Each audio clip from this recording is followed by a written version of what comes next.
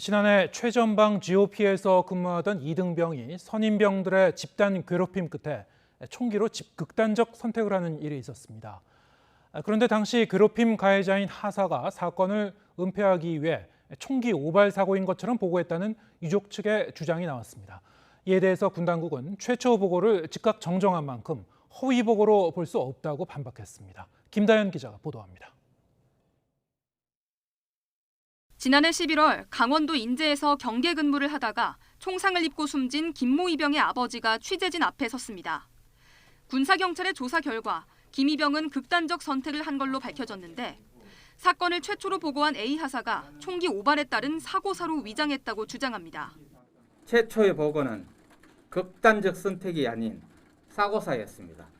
그 허위 보고 때문에 저희 가족은 지난 몇 달 동안 아이가 왜 죽었는지 제대로 모른 채 혼란 속에서 시간을 보냈습니다.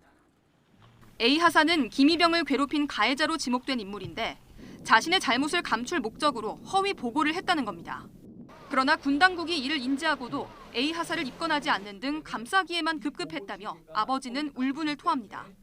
이에 대해 육군 측은 현장을 목격한 A 하사가 임의로 상황을 추정해 보고했고 이후 23분 만에 상급 부대로 정정 보고를 한 만큼 허위 보고로 볼 수 없다고 반박했습니다. 유족 측은 또 사고 직후 부대의 응급대처 과정에도 문제가 있었다고 지적합니다. 김 이병이 쓰러진 뒤 군의관의 응급처치를 거쳐 밤 9시 9분 부중대장이 119에 신고했고 곧바로 출동한 구급대는 소초로 진입하기 위해 군사보호지역 앞에 멈춰섰습니다. 이때 군은 인솔 차량이 함께해야 한다며 기다려달라고 요청했고 이러다 보니 10분 거리의 현장까지 가는데 22분이나 걸렸다는 게 유족 측 주장입니다. 하지만 육군은 사고 현장은 내비게이션이 작동하지 않는 곳이라 군 간부가 안내하기 위해 같이 올라간 것뿐이라고 해명하고 당시 현장에 나간 소방 측도 군과 비슷한 입장입니다.